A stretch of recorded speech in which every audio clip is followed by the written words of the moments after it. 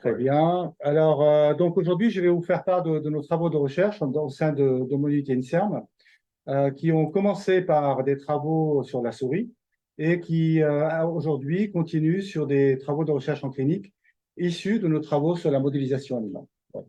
Donc, comme je vous l'ai dit, donc je renouvelle mes remerciements au professeur Cohen pour l'invitation. Et comme je vous l'ai dit au départ, je suis professeur en histologie, mais je suis avant tout un neuroscientifique et j'utilise la listologie pour répondre à certaines questions. Et depuis le début de mon cursus, depuis ma thèse en sciences, j'ai toujours travaillé sur de la modélisation animale. Et si je dois me définir, je suis un monsieur dopamine. Voilà, comme d'autres ici. C'est une grande école en France. Et donc, j'ai travaillé sur les modélisations animales, de l'addiction, comme l'a dit le professeur Cohen.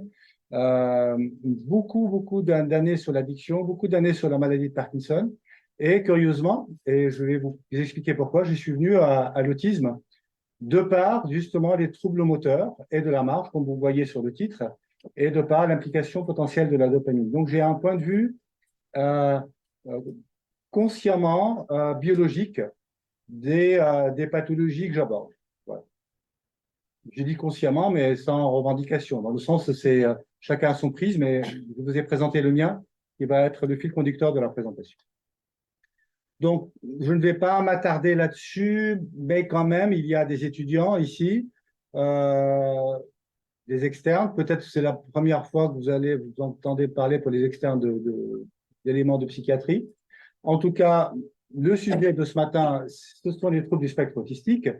Euh, qui est ce trouble, ou singulier au pluriel, est une maladie, parce que contrairement à ce que beaucoup d'associations de patients souhaitent qu'on ne le dise pas, mais d'un point de vue biologique, c'est une pathologie neurodéveloppementale, à savoir qu'elle a son origine, comme je vais vous le montrer, pendant le développement embryonnaire, avec des exceptions.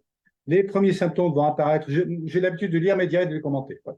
Les premiers symptômes apparaissent dès l'enfance et vont persister toute la vie.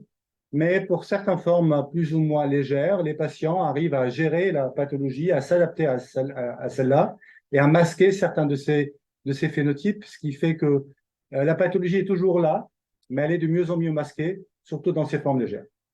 Tout simplement parce qu'on se connaît mieux au fur et à mesure. Bien entendu, pour les formes graves, c'est beaucoup plus compliqué. L'incidence, comme vous pouvez le voir sur la diapositive derrière moi, est en constante augmentation. On est passé de 1 pour 1000 à 1 sur 50 aux États-Unis, 1 sur 100 en Europe. Donc, ça dépend des critères de diagnostic. Et justement, la question évidente, c'est pourquoi cette incidence qui a augmenté de 10 fois plus en une quinzaine d'années. Il y a deux raisons majeures. La primordiale, la principale, c'est une amélioration de la reconnaissance du diagnostic de la part des parents et de la part des pédiatres, qui sont les premiers qui sont sollicités. Donc, une amélioration des critères de diagnostic, de l'identification, de l'acceptation de la pathologie, mais il y a aussi peut-être certainement une petite part liée à notre mode de vie, à l'environnement. Mais celle-là, elle est extrêmement difficile à identifier. En tout cas, il est difficile d'envisager que notre mode de vie a tellement changé en 15 ans pour justifier une augmentation des 10 fois plus, qui fait que ce sont surtout les critères diagnostiques qui sont à l'origine de cette augmentation d'incidence. Donc en France, si on compte 1 sur 100, mais personne ne les a comptés, mais si on estime à 1%, donc on peut estimer à plus de 700 000 personnes qui sont atteintes d'une forme plus ou moins grave de la pathologie, parce qu'il s'agit d'un spectre et d'une pathologie. De mon point de vue, encore une fois. Alors, si vous ajoutez à ça 1% de schizophrénie, 1% d'ADHD, etc., on arrive à un pourcentage qui n'est pas du tout négligeable pour les maladies neurodéveloppementales dans le sens large du terme. Et ce n'est pas ici, la PHP, dans le service du professeur Cohen, que je vais vous expliquer que 50% d'entre nous, au cours de notre vie, vont être confrontés, soi-même ou l'entourage proche, à une maladie psychiatrique quelconque sur un temps plus ou moins, et d'une manière plus ou moins grave. Bon, alors, les troubles du spectre autistique, excusez-moi, je vais les appeler à ça pour être un peu plus court dorénavant, touchent 3 garçons pour une fille, 4 pour une, 3,8. Bon, c'est encore en débat et tous les 6 mois, il y a un papier qui sort nous démontrant que c'est plutôt 4 ou c'est plutôt 3. En tout cas, c'est 3 à 4 fois beaucoup plus de garçons que de filles. je donne le résultat tout de suite, ce n'est pas lié au chromosome sexuel. En tout cas, aujourd'hui, on n'a rien trouvé sur le plan génétique qui justifierait ça. Donc, on parle de TSA dans le sens large. Peut-être qu'ils ont eu cours là-dessus déjà. Je peux aller vite dessus ou pas? Oui, je pense. Ok, d'accord. Donc, c'est un spectre, beaucoup de comorbidités. C'est ça qui est intéressant parce que ces comorbidités vont aider au diagnostic. Et le diagnostic est justement extrêmement difficile. On estime en France qu'il y a, entre le moment où les parents consultent pour dire il y a peut-être un souci avec mon bébé ou que le pédiatre l'identifie, et le moment où le diagnostic est posé, il y a plus d'une année qui s'écoule. C'est pas parce qu'on ne fout rien et qu'on est des dilettantes, c'est que, vous le savez, hein, vous êtes dans le bon service pour ça. Ça prend énormément de temps. Il y a plusieurs personnes que le professeur Cohen a citées en termes de spécialité qui vont voir le petit ou le patient. Parfois, c'est un adulte d'ailleurs qui vient pour la première fois. Et donc, ça prend beaucoup de temps. Et ça, pour nous, c'est important parce qu'on va travailler là-dessus dans le sens où, je vous raconte la fin de l'histoire tout de suite. J'aime bien dire ça tout le temps.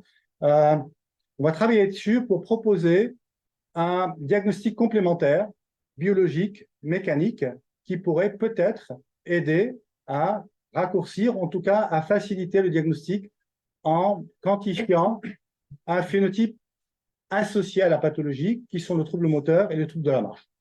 Voilà, c'est les dernières diapositives du talk. Donc, comme ça, vous avez la conclusion, vous allez pouvoir suivre notre cheminement intellectuel. Donc ça, je m'arrête un peu dessus sans détailler pour vous dire que ce qu'on sait de l'étiologie de la maladie, c'est qu'il y a certainement une part génétique. Ça, je vais vous montrer 2 ou 3 dias pour vous convaincre. Donc il y a, ça peut être dans certains cas 15 à 20%, on n'a pas quantifié, on estime, qui est héréditaire ou des mutations de novo touchant plus de 1200 gènes. C'est énorme. Et donc il n'y a pas un seul gène associé à la maladie. C'est pas une maladie d'Huntington, par exemple. Il y a des facteurs de vulnérabilité, influence gène-environnement, interaction gène-environnement. En tout cas, ce qu'on sait, je vais montrer des dias là-dessus, une ou deux, qu'il y a tout de même une part génétique, qu'elle soit héréditaire ou par mutation de nouveau. Ce qui fait qu'il y a 75 à 90% qu'on peut estimer environnemental dans le sens large du terme. Hein. C'est pas les feuilles qui tombent des arbres, c'est pas ça, c'est la pollution, les pesticides, les infections. Par exemple, il y a une étude danoise qui a montré que des femmes qui sont hospitalisées pendant la grossesse pour une infection bactérienne ou virale, avec des conséquences graves en termes d'inflammation et en termes de santé, il y a une augmentation de l'incidence de l'autisme chez les bébés de 3,1%, 3,1 fois. Donc c'est beaucoup, 300%. Donc des agents pharmacologiques, on va parler de la dépakine, vous êtes certainement conscient de ça, mais aussi la diète, etc. Donc l'environnement, ce qu'on sait très rapidement, c'est essentiellement prénatal. Donc on sait que des substances, l'exposition à substances tératogènes, on a parlé de la dépakine, on a parlé des pesticides, des infections sévères, augmente sensiblement le risque de développer l'autisme chez les enfants. Donc là, il n'y a pas de discussion possible. Les études épidémiologiques sont très claires là-dessus. Voilà, c'est pas un élément de négociation. C'est un fait. Alors, périnataux, un accouchement prématuré, une asphyxie, des problèmes d'oxygénation du bébé pendant l'accouchement peuvent aussi endommager le cerveau. Et si ça endommage certaines régions qu'on pense être impliquées dans l'autisme, on a une augmentation de l'incidence. Alors, curieusement, il y a aussi des raisons, si je puis dire, des causes environnementales au niveau postnatal. Par exemple, il a été noté dans certains case studies un accident de la route avec une lésion sévère du cervelet et le patient adulte développe des symptômes liés au trouble du spectre autistique, ce qui pointe au doigt sur une région du cerveau qui nous intéresse. Alors, c'est des cas d'école, dans le sens où c'est exceptionnel. Donc, il faut vraiment se focaliser sur les prénataux. Alors, pour la génétique, c'est facile, il y a de la démonstration, elle est claire ici. Si vous partagez 100% de votre génome avec votre frère ou sœur jumelle, vous avez 1000 fois plus de risque de développer l'autisme. Voilà, donc là, c'est boum, c'est clair, il n'y a pas à discuter. Chez les faux jumeaux, on est à 50% d'homogénéité de génome et on est à 15 fois plus de risque, etc. Je vous laisse lire la dia. Ce qui fait que dans la population générale, l'incidence de l'autisme, on est plutôt par là, et plus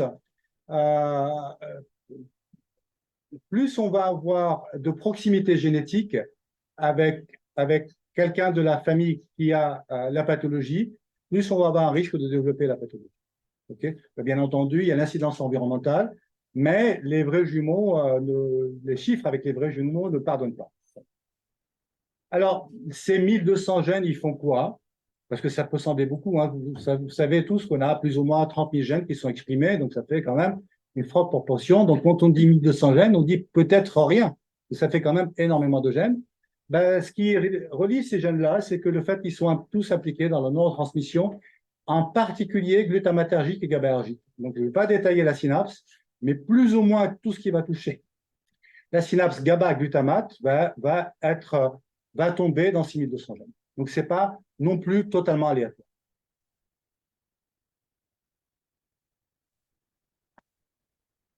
Donc, ces gènes-là sont impliqués dans la synapse GABAergique et glutamatergique, mais il n'y a pas de gène majeur de la pathologie. Le plus fréquent représente au maximum 1% des causes génétiques de la pathologie. D'accord? Et donc, c'est ce qui se fait dans les services de génétique. Quand il y a un diagnostic qui est posé, on va chercher l'un de ces 1200 gènes et après, on cherche au niveau des parents. Et dans 80% des cas, on ne trouve rien. D'accord? Alors, quelle est que l'origine soit génétique ou environnementale, finalement, qu'est-ce qui se passe? Okay, on dit que c'est la synapse, on dit que c'est des pesticides, on dit que c'est la dépakine, mais dans le cerveau, qu'est-ce qui se passe? Ben, pour vous donner une réponse courte et rapide, on n'en sait rien. Hein? On a des pistes. Il faut savoir que moi qui viens du domaine de la dopamine, la recherche sur l'autisme, de point de vue biologique, hein, je ne parle pas de point de vue psychiatrique, elle a quoi, 15 ans? Donc, on ne connaît pas grand-chose sur la pathologie du point de vue biologique. Alors, on essaie de s'accrocher aux branches, comme on dit. Alors, ce qu'on sait, c'est que l'apprentissage sensorimoteur pendant le développement pré- et postnatal, on le sait, ça est extrêmement important pour le développement du cerveau et pour qu'il y ait des connexions synaptiques appropriées. Ça, on le sait. D'accord? Qu'est-ce qu'on sait? On sait qu'il y a des mouvements qu'on appelle des tics ou des twitch en anglais pendant le sommeil, chez le nourrisson, mais aussi chez l'embryon, en prénatal, qui peuvent apporter une contribution sensorielle cruciale au développement sensorimoteur. Je vais vous montrer des exemples. Ce sont des contractions pendant le sommeil spontanées qui peuvent être une mesure sensible de développement et dont le dysfonctionnement peut orienter, en tout cas attirer l'attention. Alors ça, c'est des vidéos qui m'ont été traitées par Rosa Cossard de Marseille, qu'elle a obtenues de l'hôpital de Marseille. Vous voyez que ce soit chez la souris ou chez l'enfant, il y a ces secousses spontanées pendant le sommeil et on suppose que ces secousses spontanées sont supposées renseigner le corps sur soi-même et sur son environnement proche. Et puisqu'on est en psychiatrie, l'environnement proche d'un nourrisson, normalement, c'est souvent la maman. Mais je vais m'arrêter là, je ne vais pas m'aventurer plus loin avec cette réflexion. Au passage, il y a un modèle computationnel de robotique d'apprentissage pour mimer ces effets sensorimoteurs pendant le sommeil. Ils ont produit un modèle où des apprentissages moteurs étaient simulés en computation, mais non exercés. Et ils montraient que du coup, en robotique, l'apprentissage moteur était plus rapide quand on passait par des périodes de simulation qui étaient censées mimer ce qui se passait dans le sommeil. C'est un projet européen qui s'appelle DREAM. Écoute, Ça t'intéresse? je ne connais pas du tout. C'est pas inintéressant. C'est absolument approprié.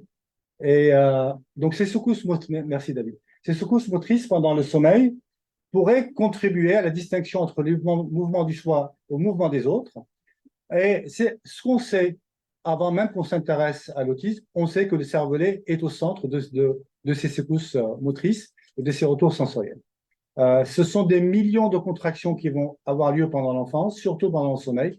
Quand on n'a pas l'habitude et qu'on est des parents poules et qu'on voit le bébé en train de faire des secousses et on le prend dans les bras en disant « Ah, il se réveille », il faut surtout le laisser tranquille.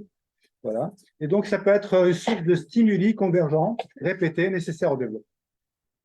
Alors nous, quand on entend ça dans l'expérimentation animale, ce qu'on fait, c'est qu'on prend des souris, on met des électrodes dans la tête et on regarde ce qui se passe. Et là, c'est ce qu'on a fait avec de nouveau-nés au niveau des rats. D'accord? Donc, on a implanté des électrodes de stimulation et des électrodes de mesure. Ça rappelle un peu ce que disait le professeur Cohen tout à l'heure. Alors, moi, avec ça, je ne vois pas la partie la plus intéressante du truc. Alors, comment on fait là? Comme ça. Donc, ce qu'on voit ici, c'est l'activité électrique des neurones pendant la secousse motrice, donc ça c'est une sommation de tous les potentiels d'action, et quand on identifie ces potentiels d'action, on voit qu'il y a une augmentation de ces potentiels d'action du côté moteur, avec au repos une augmentation des potentiels d'action du niveau sensoriel, des secousses motrices spontanées avec un retour sensoriel. Donc qu'est-ce que ça fait ça? Ce qu'on pense que ça fait, c'est que ça aide à faire maturer les fibres qui vont toucher les cellules du Purkinje au niveau du cervelet, puisque pendant le développement, ces cellules du Purkinje que je vais vous montrer tout à l'heure, qui sont le centre computationnel du cervelet, vont recevoir beaucoup de projections inappropriées, et au fur et à mesure de l'apprentissage, on va éliminer ces projections inappropriées pour ne garder que les projections appropriées et faire des sorties tout à fait adaptées à l'environnement.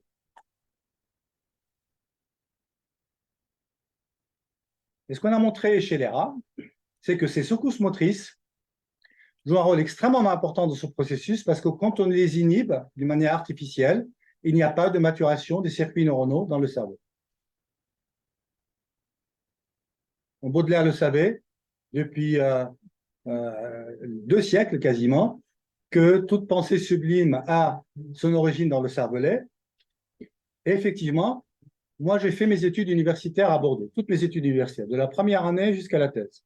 À Bordeaux, c'est quand même l'un, parmi d'autres, l'un des centres de neurosciences de France. Il y a Lyon, il y a Bordeaux, il y a Marseille, il y a Paris. Et pendant tout mon cursus universitaire, en neurosciences, à partir du master, de la licence, je n'ai pas eu 1 heure de cours sur le cervelet. Pas une seule heure. Et d'ailleurs, quand vous allez voir des séminaires scientifiques sur l'imagerie cérébrale, quelle que soit la raison de l'imagerie cérébrale, vous allez voir le cerveau sans le cervelet, dans 95% des cas, peut-être 99%.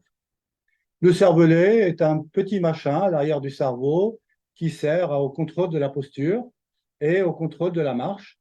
Et je pense que si jamais quelqu'un m'en a parlé pendant mon cursus universitaire, ça a dû se résumer en cette phrase. Voilà. Donc, ce n'est pas très important. Le plus important, c'est d'avoir un cortex. Donc, dans l'autisme, les mouvements répétitifs et stéréotypés sont identifiés, font partie des critères diagnostiques. Donc là, il n'y a pas de discussion, c'est bon. Par contre, il y a des troubles de la dextérité manuelle fine chez la plupart des enfants autistes. Tout ce qui est en rouge ne fait pas partie des critères diagnostiques. Il y a des difficultés de la coordination motrice. Il y a des troubles de la marche clairement identifiés, mais ceux-là ne font pas partie des critères diagnostiques. Et nous, on trouve, pour faire des raccourcis, que c'est un peu dommage, dans le sens où, si on prenait en compte ces critères-là, ça pourrait peut-être aider au diagnostic, surtout dans les cas un peu légers, où il est difficile de poser les diagnostics. Donc, ça ne va certainement pas remplacer quoi que ce soit, ça peut venir compléter. Là, on parlait avec le professeur Cohen au début des spécialités. L'une des raisons de ça, mais c'est juste pour titiller un peu et pour susciter les questions et les réclamations, c'est qu'on a peut-être perdu dans la formation en psychiatrie, en tout cas dans certaines écoles, la notion de neurologie. Et c'est bien dommage. Et puis, sur ceci étant dit, les parents ne consultent pas parce que leur enfant ne joue pas correctement au basket. Ils consultent plutôt parce qu'il y a des troubles d'interaction sociale, des troubles de langage et des troubles plutôt associés à l'autisme dans ses formes les plus graves. Personne ne consulte parce que le petit a du mal à jouer aux fléchettes, quand bien même il a du mal et quand bien même son écriture, elle est plutôt comme ça que comme ça. Mais ce n'est pas une raison de consultation. Alors, ce qui nous oriente vers le cervelet, c'est c'est ces résultats-là, par exemple, qui montrent qu'une lésion du cervelet pendant la naissance va augmenter de 36 fois le risque de développer l'autisme. Okay, donc, on connaît des mutations. Ça, c'est des mutations parmi les gènes qu'on a identifiés. Okay, et ça, c'est chez les jumeaux homozygotes, 50 fois plus. Ça dépend des chiffres. C'est quand même 36 fois plus quand on a lésion du cerveau. Et par imagerie médicale, il y a très peu d'imagerie chez des patients autistes, pour des raisons que vous pouvez comprendre. Il est extrêmement compliqué de mettre un enfant dans un IRM. Les seules fois que ça a été fait aux États-Unis, c'était sous anesthésie. Ça pose des problèmes extrêmement compliqués en France pour des bonnes raisons. Mais les fois qu'on a fait ça, et ça c'est les travaux de Courchaine, qui est connu maintenant dans le domaine, C'est lui qui les a initiés il y a à peine 20 ans. Donc 20 ans pour vous, c'est beaucoup, c'est 2 tiers de votre vie, mais pour nous, c'est super court. Ça veut dire qu'il y a 20 ans, on ne savait rien, en tout cas sur la base biologique. Il a montré d'une manière systématique une réduction significative du volume du cervelet. Alors maintenant, on parle du cervelet, à quoi ça sert? Vous l'avez là sur la dia. Moi, pendant mon enseignement, je pense qu'on s'est arrêté là. Équilibre, coordination motrice et marche. Pour vous donner une idée, j'ai eu ma thèse en 93. Jusqu'à 93, bon, il y a longtemps, vous n'étiez pas nés. C'est sympa parce que quand tu dis 93, tu dis... En 93, l'enseignement s'est arrêté là. OK? Équilibre, coordination motrice et marche. Depuis, on sait qu'il est impliqué dans la cognition, dans l'activité procédurale, ça on le sait depuis un peu plus longtemps, mais aussi dans la lecture, l'apprentissage, le langage, la communication, la perception de l'environnement. Et ça, c'est surtout dû aux 2 régions, je vais revenir en arrière, du cervelet, on ne les voit pas là,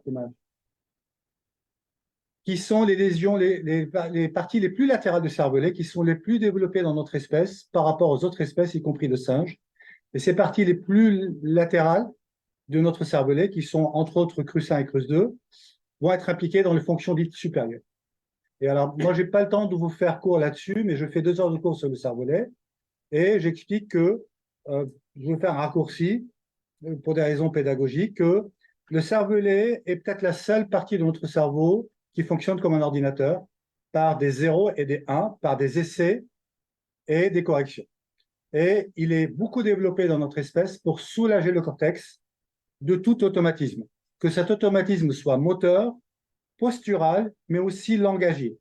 Comme ça, le cortex, il est libre d'analyser et d'interagir avec l'environnement. Sinon, on aurait des têtes comme ça. D'accord? Donc, l'apprentissage du cervelet, on sait comment ça marche pour les troubles moteurs, on sait beaucoup moins comment ça marche pour des troubles cognitifs ou émotionnels. On devine que c'est pareil, mais on n'en sait rien. Okay? On va avoir l'humilité quand même de le dire. Quand j'ai des étudiants de première, deuxième année, je leur assène des vérités, parce que sinon, ça les déstabilise, surtout qu'il y a des QCM.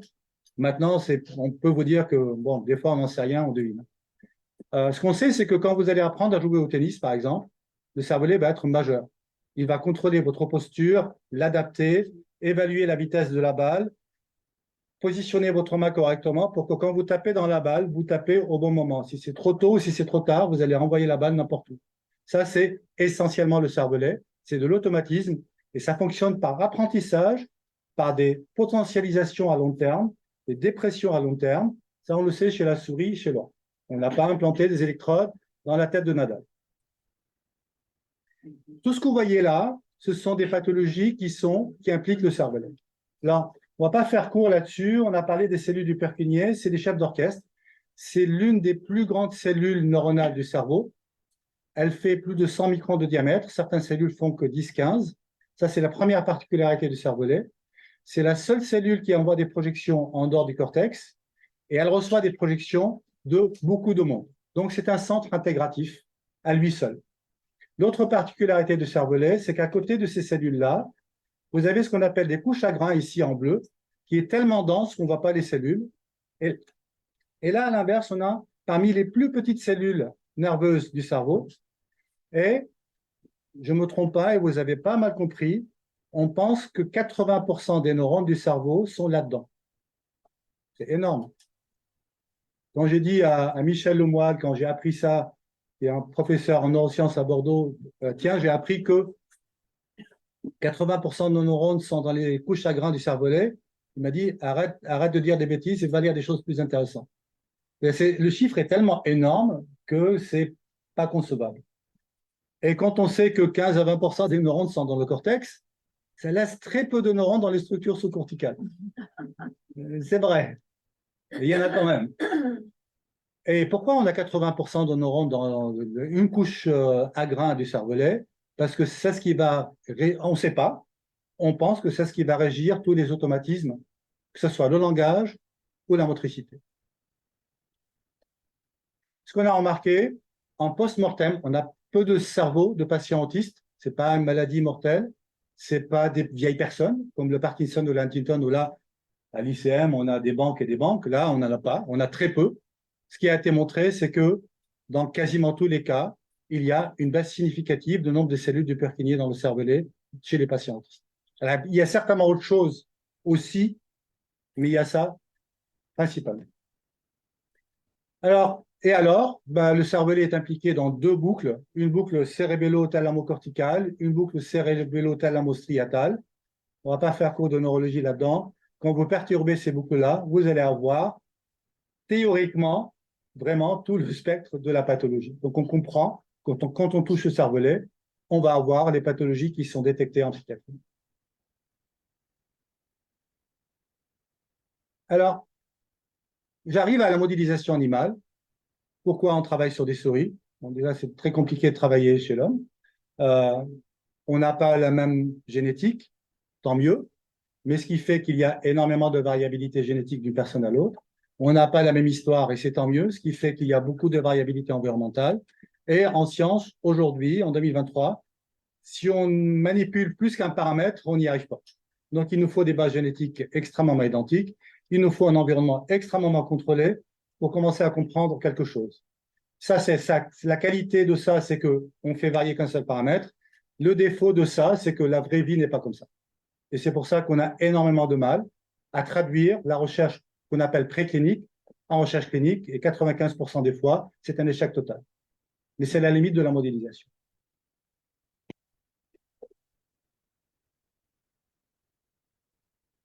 Toujours est-il, les animaux ont payé un lourd tribut pour nous permettre de comprendre le monde biologique.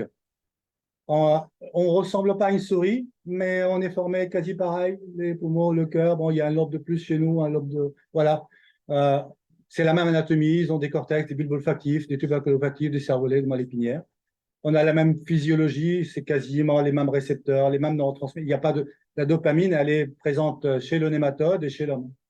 La même physiologie, c'est les glucocorticoïdes, les hormones de croissance et tout ça, c'est les mêmes. Et qu'il n'y a pas d'hormones de croissance spécifiques souris et d'hormones de croissance spécifiques homme. C'est pas comme ça que ça marche. Les souris ne jouent pas au tennis. Pardon? Les souris ne jouent pas au tennis. Ben, on n'est pas des souris, hein, c'est évident. Donc, je suis le premier à dire, dans toute modélisation, quand vous allez modéliser quoi que ce soit, y compris en mathématiques, le plus important, c'est de connaître parfaitement votre modèle, ses intérêts et ses limites. Ne faites jamais dire à votre modèle ce qu'il ne dit pas. Maintenant, il y a quelques réussites en neurosciences basées sur la modélisation animale que je vous laisse lire. Il y a aussi beaucoup d'échecs. Bon, je provoque mes amis psychiatres en leur disant ces 25 dernières années, malgré, c'est pas leur faute, hein, c'est les neurosciences, hein, malgré les milliards d'euros déversés en neurosciences, il n'y a pas eu beaucoup de nouvelles molécules pour, non pas traiter, parce qu'on traite quasiment de rien, mais pour gérer les maladies psychiatriques. Quasiment pas. C'est toujours l'alcool, les anxiolytiques. Non, mais c'est une vérité. Mais ce n'est pas parce qu'on ne fait rien. Mais ça, c'est l'objet de notre séminaire. Alors, il y a 15 ans, il n'y avait pas de modèle animaux d'autisme, parce qu'on n'est pas des souris, parce que l'étiologie était largement inconnue. On ne savait pas à quoi c'était dû, parce que la transposition de la symptomatologie clinique vers la recherche expérimentale est très hasardeuse. Des troubles de langage, des troubles d'attachement, des troubles d'interaction sociale. Ça, chez la souris, on ne sait pas faire. Hein. On sait faire les troubles moteurs, et encore, mais ça, on ne sait pas faire. Pas de standardisation au niveau international. Ce qui se fait en Australie n'est pas du tout lié à ce qui se fait en France, contrairement au Parkinson, encore une fois. Alors, quand on modélise, il faut tenir compte de 3 paramètres. Il faut qu'il y ait ce qu'on appelle un construct validity, à savoir qu'il faut que la maladie, chez la souris ou chez le rat, ait la même origine que chez l'homme. Alors, si c'est une mutation comme pour la maladie d'Huntington, vous devez muter la protéine Huntington chez la souris. Tant qu'on ne sait pas quelle est l'origine de la maladie, ce n'est même pas la peine de s'engager dans une modélisation quelconque. D'accord? Donc là, on peut injecter de la dépakine à la souris, on peut faire muter l'un des 1200 gènes qu'on a identifiés. Depuis 15 ans, on s'est fait. Avant, on ne savait pas ça. Il faut que le marqueur et le phénotype de la souris ressemblent à ce qui est observé chez l'homme. Quand vous faites ça, il faut que la souris montre des troubles d'interaction sociale. Aujourd'hui, on sait aussi mesurer la vocalisation, donc le langage. On sait mesurer la stéréotypie, donc les troubles répétitifs. Et il faut que les traitements chez la souris soient transposés à l'homme. Mais là, je vous dis tout de suite, 95% des cas, c'est des échecs en psychiatrie et en neurologie. Mais il y a quand même 5% de réussite. Donc nous, ce qu'on a voulu faire, c'est caractériser les déficits moteurs et de la marche dans des modèles animaux, identifier les réseaux neuronaux impliqués. Est-ce qu'il y a des différences aussi en fonction du sexe, comme on le trouve chez l'homme? Et est-ce qu'on peut inverser les phénotypes observés en tripotant ces réseaux? Et de fait, est-ce qu'on peut proposer les troubles de moteur et de la marche de type cérébelleux comme un élément de diagnostic parmi d'autres, biologiques, quantitatifs et objectifs? Est-ce qu'on peut identifier des cibles thérapeutiques, tout en étant parfaitement conscient qu'on a beaucoup échoué dans le passé pour des choses beaucoup plus simples? Ne serait-ce que le Parkinson, qui a occupé 20 ans de mes travaux de recherche, on est quand même toujours avec la L-DOPA au début. Hein. Donc, bon, il y a la stimulation cérébrale profonde. Donc, là, ce que je raconte à partir de là, c'est publié. Vous pouvez aller le trouver, compléter. On a écrit des revues là-dessus. Donc, vous pouvez creuser la question. Donc, je vais juste les survoler pour vous titiller. On a utilisé plusieurs modèles génétiques. On a utilisé le modèle SHANK3, dont je vais vous parler, qui est une des mutations majeures, mais qui représente seulement 1% des mutations. Donc, ça reste vraiment très faible, mais c'est l'une des mutations majeures génétiques. L'autre souris qu'on a utilisée, c'est la souris CatNap2, qui est aussi une mutation identifiée dans l'autisme. On a aussi injecté de la dépakine à la mère pendant la grossesse. On a aussi on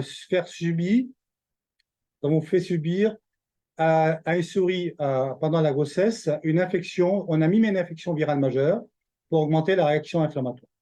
D'accord? Donc, on a fait, maintenant on est allé beaucoup plus loin que ça, mais on va dire qu'on a fait 2 modèles génétiques, 2 modèles environnementaux. Pas d'origine française, je fais encore des fautes de français. 2 modèles environnementaux, et on a regardé ce qu'il en est. Est-ce qu'on crée des souris autistes ou pas? Et si oui, comment on le mesure? Donc la dépakine, je ne vous fais pas encore là-dessus. Hein, c'est un excellent antiépileptique. Il est toujours très utilisé à juste titre parce qu'il est extrêmement efficace, sauf qu'il est très tératogène. Et quand bien même on sait qu'il est très tératogène depuis 30 ans, ben, en Angleterre, il est toujours prescrit et certains généralistes, jusqu'à il y a 3 ou 4 ans, continuent à le prescrire chez la femme. Et on sait aujourd'hui, on sait depuis longtemps qu'il est tératogène, on sait depuis au moins 10 ans qu'il augmente l'incidence de l'autisme et d'une manière significative. Alors, comment ça marche? Ben, encore une fois, on ne sait pas. On sait que ça marche sur la transmission GABAergique, parce que la majorité des antiépileptiques d'ailleurs, mais on sait surtout qu'il va agir sur une molécule ici, qui est l'histone déacétylase, modifier l'enrôlement de l'ADN et gérer la régulation d'expression d'un grand nombre de gènes. Donc, c'est pire que l'aspirine, quoi. Hein. On sait que ça marche, on ne sait pas très bien comment. On sait que c'est GABAergique, on sait que ça modifie l'expression de gènes. En tout cas, c'est une sorte de bombe nucléaire qui a un mode d'action assez vaste. Mais c'est extrêmement efficace. Bon, on arrive au feu de l'action. On a mimé les. Est-ce que vous êtes familier avec ça? Peut-être pas m'arrêter là-dessus. Mais ça, c'est une cage qui a été inventée, enfin conçue, parce qu'il n'y a rien de compliqué. On l'a construit dans notre atelier, au laboratoire. Elle a été conçue il y a une dizaine d'années seulement par une équipe américaine. Donc, c'est une cage en plexiglas dans laquelle vous mettez une souris que vous voulez tester au milieu. D'accord? Vous avez ici, ça aussi, on l'a fabriqué, c'est des trucs dans lesquels on met les crayons. Hein. On les a un peu modifiés pour les fermer, qui est vide, une cage, quoi. Une cage vide d'un côté et une cage avec une souris de l'autre. D'accord? Vous mettez une souris au milieu et avec une caméra, parce qu'on ne fait pas ça à la main, vous comptez, et puis analyse ordinateur, vous comptez le temps que passe la souris dans la partie de la cage où il y a une autre souris versus la partie de la cage où il n'y a personne. Et vous mesurez comme ça l'interaction sociale. À savoir, chez une souris, où est-ce qu'on est là, chez une souris normale, qui n'a reçu que le saline pendant la grossesse, elle va avoir un index de sociabilité, sur une formule mathématique, de 0,4, une valeur quelconque. Et ça, c'est une souris qui a été exposée pendant la grossesse à la dépakine, qui a un indice de sociabilité quasiment de 0. Ça veut dire quoi? Ça veut dire que la souris dépakine, qui était exposée en prénatal, quand vous la mettez au milieu, elle va passer autant de temps à droite qu'à gauche, alors que la souris qui a rien eu pendant la période embryonnaire, va passer quasiment tout son temps à droite. OK? Ce qu'on fait aussi, parce que les chercheurs manquent pas d'imagination, surtout qu'on ne sort pas beaucoup, une fois que vous avez mesuré ça, on met une autre souris ici, une nouvelle souris, et on mesure la sensibilité à la nouveauté sociale. Une souris contrôle va passer plus de temps avec la nouvelle souris qu'avec l'ancienne. Parce qu'avec l'ancienne, ça y est, elle lui a raconté toute sa vie, m'intéresse plus, et il y a une nouvelle, ben tiens, toi, tu racontes quoi? Et c'est souvent la même chose, parce qu'ils sont un peu dans les mêmes conditions, mais quand même. Alors qu'une souris dépakine, si je puis dire ainsi, va passer autant de temps avec l'une qu'avec l'autre, et au milieu, elle va passer beaucoup de temps au milieu aussi, parce qu'elle va éviter tout. Et on a fait des choses plus compliquées, on a mis des jouets. Une souris mâle dépakine, 0 index de sociabilité. Une souris femelle dépakine, autant d'indices de sociabilité qu'une souris saline.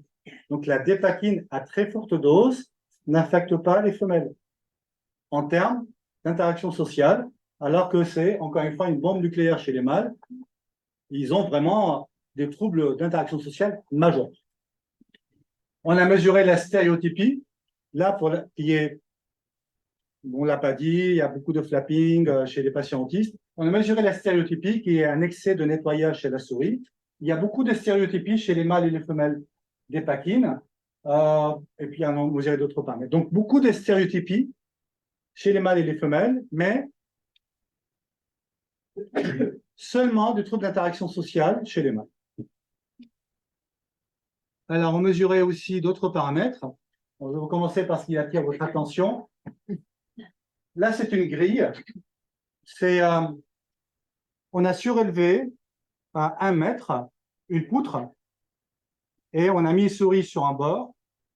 Et normalement, la souris, elle ne va pas traverser la poutre parce que ça lui fait peur. Elle n'a pas envie d'être là. Donc, on lui met sa cage avec son caca, son pipi et toute l'odeur qu'elle a l'habitude. On met la cage au bout. Donc, et on la pousse un peu au début pour qu'elle apprenne ça. Elle va aller jusqu'à sa cage parce qu'elle n'a pas envie d'être à 1 mètre en surélévation. Une fois qu'elle a appris qu'il faut traverser la poutre pour être sauvée, on va surélever la poutre avec une grille métallique avec 1 centimètre de côté, ce qui fait que la souris maintenant va devoir marcher sur sa grille métallique d'une manière appropriée pour arriver à sa cage. Et on va compter par un logiciel la densité optique dans la grille. Donc, il y a une caméra qui filme. Dans un premier temps, on a fait une petite voiture qui va suivre la souris avec des détecteurs infrarouges. Et puis, on analyse ça avec l'ordinateur. Et quand la souris va faire une erreur, l'ordinateur va compter le pied noir comme une augmentation de la densité optique et va comptabiliser ça comme une erreur. Bon, l'autre technique, c'est d'embaucher un étudiant en thèse et de regarder les vidéos à la seconde près et de compter ça. Ce qu'on a fait dans un premier temps, mais au bout de 6 mois, il a failli tout lâcher. Donc, on a investi en un détecteur infrarouge. Donc, vous n'avez pas besoin d'être un grand spécialiste pour vous rendre compte que la souris dépakine, elle fait énormément d'erreurs. D'accord? Donc, il y a énormément d'erreurs ici que la souris fait, que ce soit chez les mâles ou chez la femelle. Et là, il y a 4 segments parce que c'est de plus en plus rétréci. Donc, beaucoup d'erreurs qui sont faites dans la coordination motrice, beaucoup de troubles de la marche. Là, on met la souris sur une plateforme en plexiglas avec une lumière laser rasante verte, une caméra en dessous, et la caméra en dessous va analyser plusieurs paramètres de la marche parce que les pieds vont être illuminés en vert, et avec un logiciel qui nous a coûté 65 000 €, on va pouvoir mesurer l'écartement de pattes, le nombre de doigts que c'est posé, la vitesse, enfin une trentaine de paramètres de la marche. Et là, on remarque qu'il y a beaucoup de troubles de la marche chez les mâles en noir et chez les femelles en gris. Donc des troubles de la marche, des troubles de la coordination motrice et des troubles de la stéréotypie sans troubles d'interaction sociale. Ce qui nous fait dire que si on se concentre uniquement sur les troubles d'interaction sociale, il est normal, chez la souris, de trouver beaucoup plus de mâles que de femelles atteintes. Mais si on regarde d'autres paramètres, comme la stéréotypie motrice, les troubles de la marche, les troubles de la coordination, on a autant de mâles et de femelles atteints. Alors, encore une fois, personne ne consulte parce qu'ils jouent mal au basket.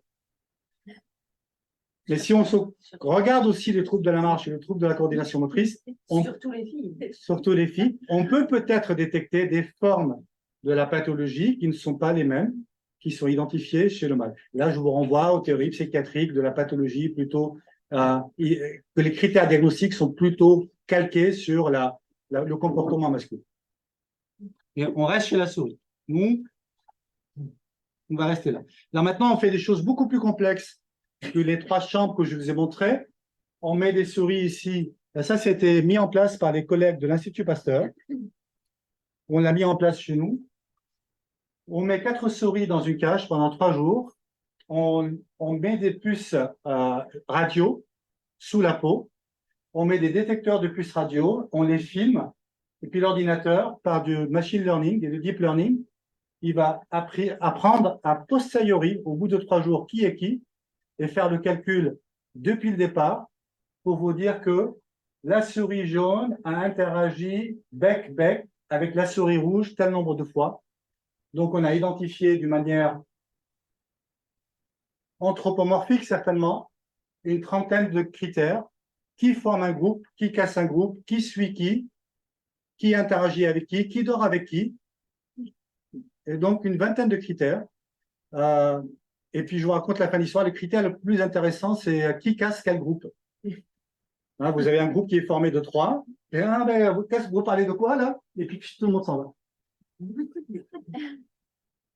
On a tous vécu ça à l'école, non? Et donc, maintenant, on a un papier qui est actuellement soumis, qui est publié en BORCAF, qui montre que alors, le papier est uniquement concentré sur les femelles. On a les mêmes résultats chez les mâles, mais ça fait 15 ans qu'on sait que les mâles ont des troubles d'interaction sociale. Maintenant, on s'est concentré sur les femelles. On a montré que les femelles ont des troubles d'interaction sociale majeurs, mais qui sont plus faibles que ceux chez les mâles et d'autres natures. D'accord? Alors, au niveau du cervelet, on a montré que le cervelet est atteint chez nos souris. Donc, vous avez un nombre significativement plus faible de cellules de Purkinje chez les mâles, mais aussi chez les femelles, mais pas dans la même région du cerveau. Donc, ça, c'est différentes régions du cervelet. Et puis, au niveau du cortex, on a aussi une atteinte de cellules corticales, uniquement chez les mâles, dans la partie motrice.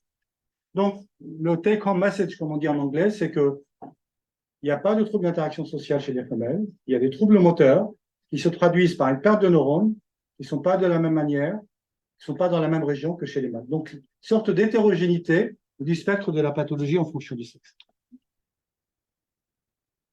On a mesuré la dopamine, puisque c'est mon dada, et on n'a rien trouvé. Voilà. Ni au niveau de neurotransmetteurs, ni au niveau du récepteur, ni au niveau de nombre de neurones. La transmission dopaminergique, qui est quand même le chef d'orchestre des troubles moteurs, n'est absolument pas touché. Et ce qu'on a trouvé, par contre, c'est des modifications au niveau du glutamate. Alors ça, pour vous, peut-être futur psychiatre, je parle aux jeunes, l'un des résultats les plus intéressants qu'on a obtenus, c'est que plus les troubles moteurs sont graves, plus les troubles d'interaction sociale le sont. Donc, les souris qui ont les troubles moteurs les plus handicapants, ce sont aussi les souris qui ont les déficits d'interaction sociale les plus marqués. D'accord? Et de manière intéressante, ce sont celles qui ont le plus de perte de neurones et ce sont celles qui ont le plus de problèmes développementaux. Donc, il est possible, en tout cas chez la souris, que les troubles moteurs soient une fenêtre vers la pathologie. Là, on a aussi, après, mimé une infection virale en injectant une sorte de virus à la femelle gestante et on a trouvé des choses un peu différentes. On a toujours trouvé que ce sont seulement les mâles qui sont atteints suite à une infection virale. Les femelles ne le sont pas. Et curieusement, en ce qui concerne les troubles moteurs, les femelles n'étaient pas atteintes non plus. On n'a pas du tout la même image que tout à l'heure. Là, les femelles sont complètement protégées contre une infection virale, que ce soit dans les troubles d'interaction sociale ou les troubles moteurs. La question, il y a bien entendu pourquoi. On pense que c'est hormonal. Ce que j'ai l'habitude de dire à mes étudiants, c'est que le fait d'être un mâle est un facteur de risque pour les maladies neurologiques et psychiatriques. Déjà, notre testostérone ne nous est pas très utile. Là aussi, on a mesuré une perte de cellules du Purkinje qui n'était pas dans les mêmes régions chez les mâles et les femelles et qui affectait essentiellement les mâles.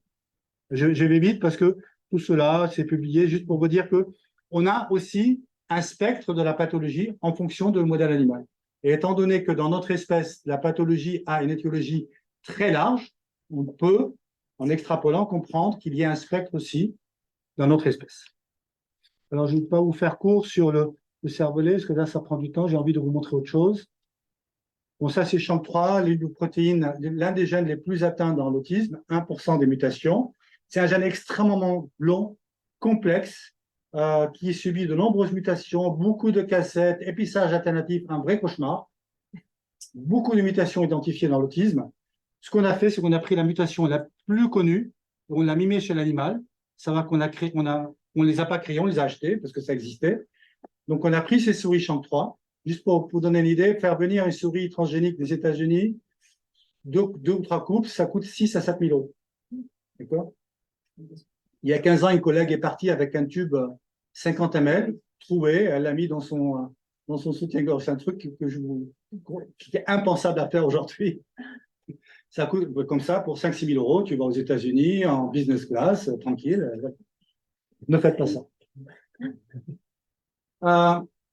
Les souris qui ont la mutation SHANK3, pour vous faire ça assez rapidement, ils n'ont pas de troubles d'interaction sociale parce que les sauvages et les mutés se comportent pareil. Ils ont des troubles dans la nouveauté sociale. C'est qu'ils identifient moins. En tout cas, ils préfèrent rester avec la souris qu'ils connaissent plutôt que d'aller explorer une nouvelle souris. Donc, ça vous dit peut-être rien, mais pour extrapoler, pour faire extrêmement court, on sait que les patients autistes n'aiment pas avoir un changement dans leur environnement. Ces souris SHANK3 préfèrent rester avec la souris qu'elles connaissent. Quand vous mettez une nouvelle souris, elles ne vont pas du tout l'avoir. Donc, elles ont des troubles dans la nouveauté sociale qu'on n'avait pas vu avec d'autres modèles. Donc là aussi, sorte de spectre de la pathologie en fonction de l'étiologie. Alors, je vais aller vite parce que j'ai envie de vous raconter autre chose. Là, par contre, on a vu qu'il y a une baisse dans la transmission glutamatergique, ce qui était un peu attendu. On a vu qu'il n'y avait rien au niveau de la dopamine. On a vu que la pathologie va progresser avec l'âge. Je suis désolé de vous faire une sorte de flash comme ça. Alors, si vous voulez creuser ça, je viens de sortir une petite revue sur les modèles animaux, génétiques et environnementaux, avec le phénotype majeur, les points positifs et les points négatifs. Parce qu'il n'y a pas un modèle animal de la pathologie. Donc, ils sortent de manuels. Alors, c'est la partie pour laquelle je pense que le professeur Cohen m'a invité. On se connaît depuis quelques années. On s'est encore croisé dernièrement dans un congrès. Et quand il a vu la présentation, il m'a dit, ben, tiens, ça peut intéresser mon staff. Donc, tu viens me voir, avec plaisir. Poitiers-Paris, c'est 1h20 en train. Donc, certains de mes collègues parisiens mettent plus de temps pour rentrer chez eux. Donc, basé sur nos travaux sur la souris, j'ai été voir l'intérêt d'être à Poitiers. Il y a beaucoup de défauts d'être à Poitiers. Bon, déjà, le premier intérêt, c'est qu'on n'est pas loin de La Rochelle. Quand j'ai dit ça au Poids-de-Vin, ils n'aiment pas ça du tout. C'est qu'on est dans un même campus. Ce qui fait qu'on est dans le même conseil scientifique, dans le même conseil d'administration. On est à la même cafette, on se croise toute la journée. Moi, les physiciens, les mathématiciens, les informaticiens, ce qui n'arrive pas partout. Et le fait qu'on se connaît fait que les interactions sont facilitées. C'est humain, c'est comme ça. Donc, une fois que j'avais obtenu ces résultats, j'étais les voir. J'ai dit, voilà, est-ce qu'on peut se voir? J'ai besoin de te parler. Donc, j'étais voir l'Institut Péprim, c'est, d'après eux, maintenant, je crois qu'ils exagèrent, hein, c'est le plus grand laboratoire de physique en Europe. C'est ce qu'ils disent. En tout cas, le bâtiment est immense. Hein. Ils sont en 3 départements. Un département de physique quantique, machin auquel on ne comprend rien. Un département, c'est biomécanique. Et ils travaillent avec Nike et Adidas parce qu'ils les aident à fabriquer des chaussures. Ils ont beaucoup de contrats comme ça. Ils travaillent aussi avec les sportifs avec des prothèses. Et ils font beaucoup d'analyses de la marche. Et donc, j'étais les voir en disant, ben, vous qui savez très bien analyser la marche, est-ce qu'on vous pouvez le faire chez les enfants? Ils ne l'avaient jamais fait. Et je vais vous montrer quelques résultats. Puis j'étais voir le CERTA, qui est pas le plus grand laboratoire de psychologie, mais un laboratoire CNRS de psychologie expérimentale.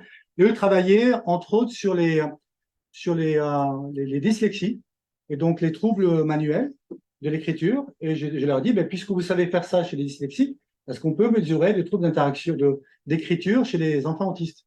Je dis, bah, pour nous, enfin, on peut mettre ça en place. Et ce qu'on a commencé à faire, maintenant, ça rayonne, si je puis dire, dans toute l'Aquitaine, enfin la Nouvelle-Aquitaine, et on travaille avec Bordeaux, La Rochelle, Angoulême. Donc, je ne vais pas refaire tout là-dessus. Tac, tac, tac. Donc, en clinique, on a souhaité caractériser l'évolution des déficits en motricité globale et fine chez l'enfant TSA par rapport à l'enfant typique. On va déterminer s'il existe une corrélation entre les déficits moteurs et la sévérité de la pathologie. Et on va identifier quelles sont les tâches discriminantes.